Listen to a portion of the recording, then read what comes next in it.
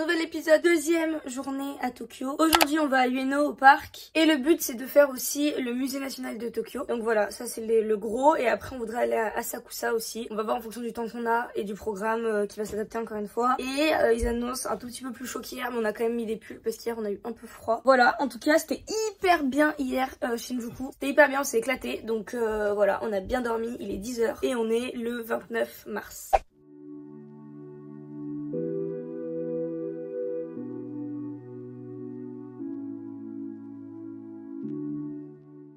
On est arrivé à la station de Ueno. C'est toujours énorme, les décos et tout dans les stations de métro. Là, le but c'est de rejoindre le parc et après faire le musée. On a pris la Yamanote Line. C'est celle qui fait tout le tour là, c'était trop bien.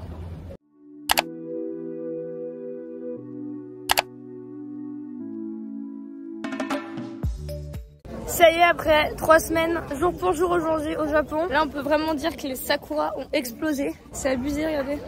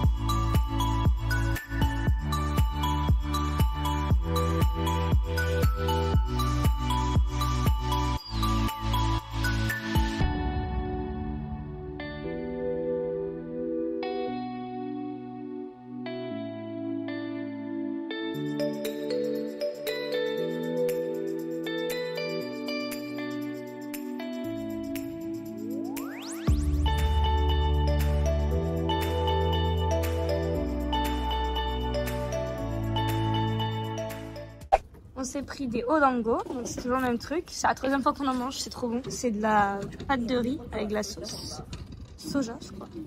Et ça, du coup, on a regardé, ils disent que c'est... On sait pas si c'est de la pomme de terre ou de la pâte de riz encore. Mais c'est la première fois qu'on teste, on va goûter ça avec la vue. Notre repas était bon, enfin notre petit encas avant d'aller au resto était bon. Surtout les odango, c'est ce que je préfère moi. C'était très bien, je crois qu'ils avaient mis du miel dessus, c'était cool. Là, on va voir le Toshogu.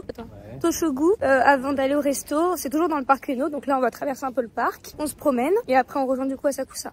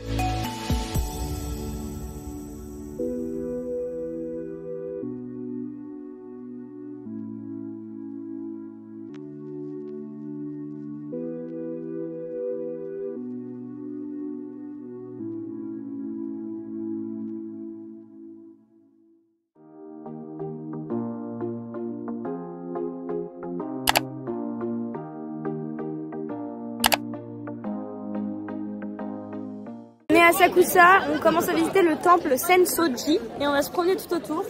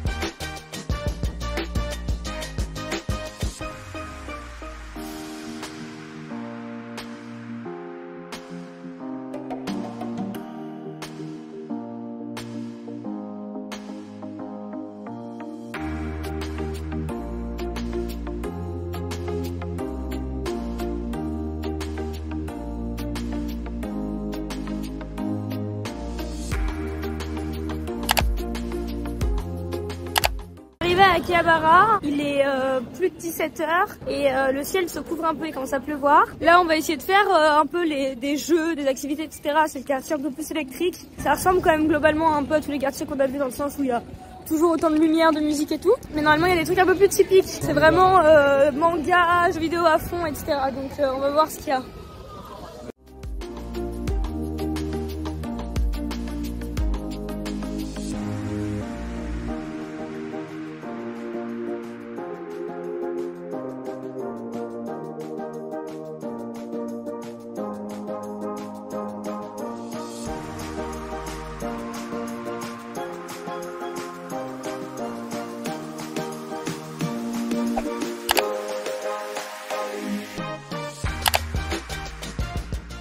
On se retrouve le lendemain, toujours dans la même vidéo. Aujourd'hui on change de quartier, hier on a visité 3 ou 4 et aujourd'hui on va plutôt au centre, faire le palais impérial, le jardin et on va faire du coup centre et descendre un petit peu.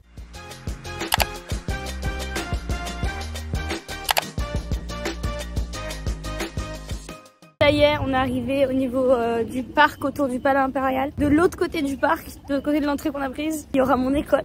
On va peut-être passer devant, enfin mon université. Pour les mois à venir. Et là du coup il fait beau, il y a des grandes étendues, on va essayer de trouver des spots en particulier, notamment le pont qu'on voulait voir.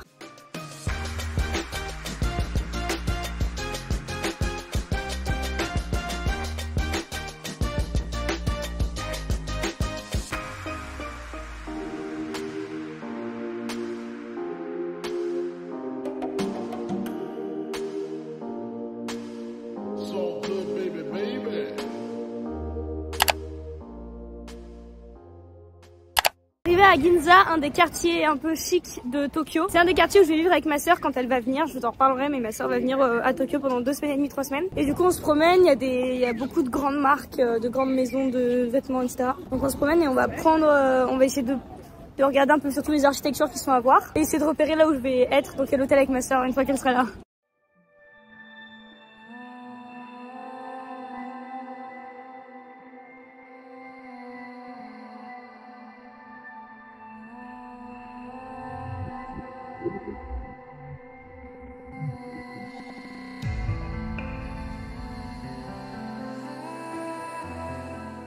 On arrive au 11e étage, on a acheté 2-3 trucs, mais c'est toujours pas le plus haut. Un étage en particulier où il y avait pas mal de séries limitées, donc du coup c'est cool, ça fait des trucs typiquement du Japon. On a réussi à faire des cadeaux un peu à notre proche, on s'est acheté 2-3 trucs pour nous.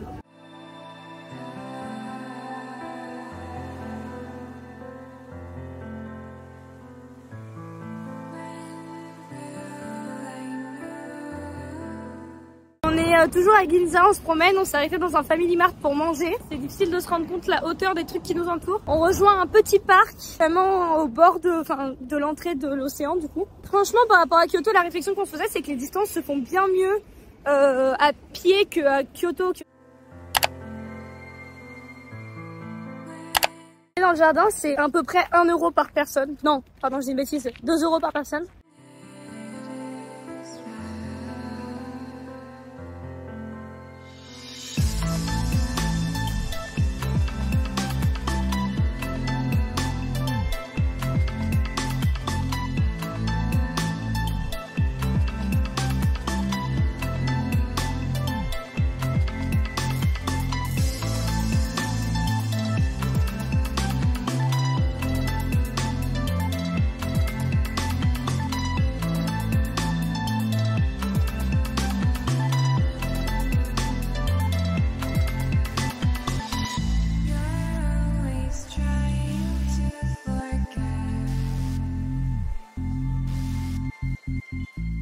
On s'est arrêté à la maison de thé du parc et on va faire une expérience qui est ma première, une expérience assez unique qui est de boire un thé matcha au Japon. Voilà, on fait la queue, on attend notre tour.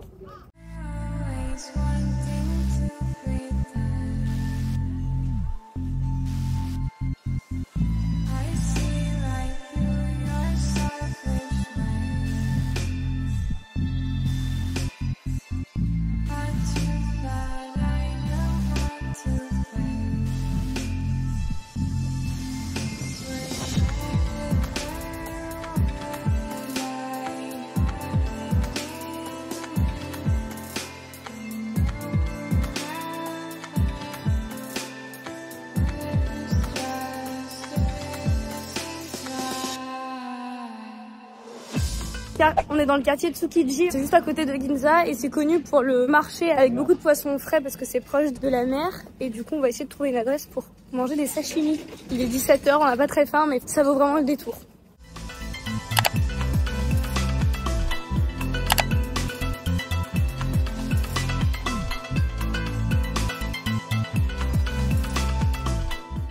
Un petit resto, c'était très bon, je vous mettrai l'adresse là. Vu que c'était pas à l'heure, je pense, du repas du midi ni du soir, il y avait pas beaucoup de monde.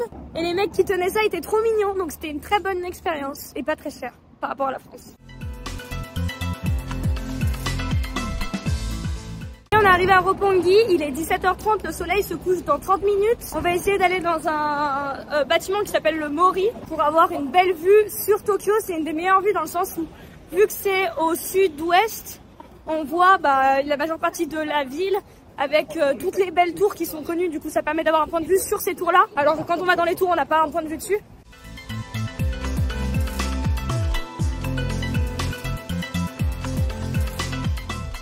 Donc Roppongi Hills, c'est un peu l'équivalent de la Silicon Valley ou les trucs comme ça, un peu Beverly Hills. C'est les quartiers qui sont récents, où tout a été refait et c'est essentiellement que des buildings, il y a quasiment que ça, donc on change complètement d'ambiance.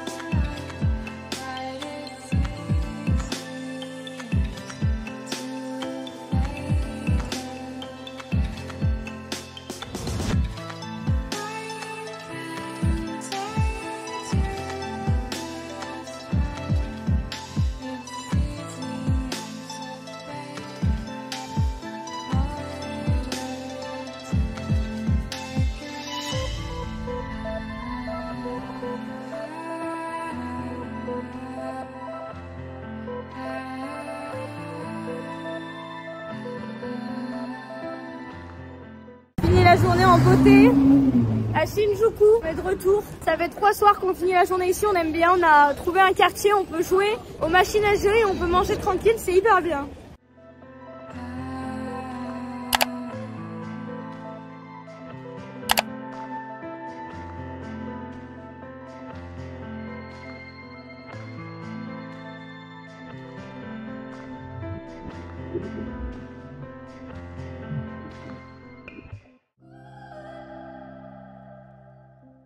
L'état de nos mains après 3 heures de jeu, on a joué comme des malades.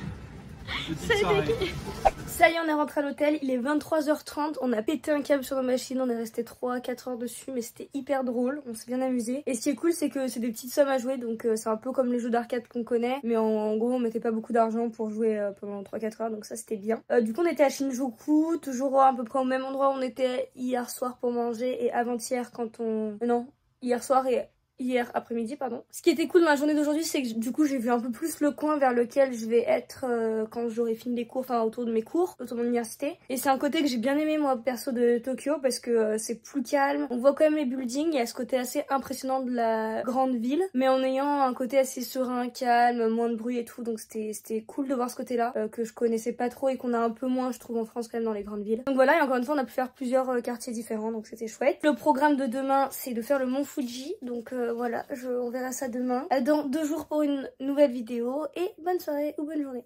Bye.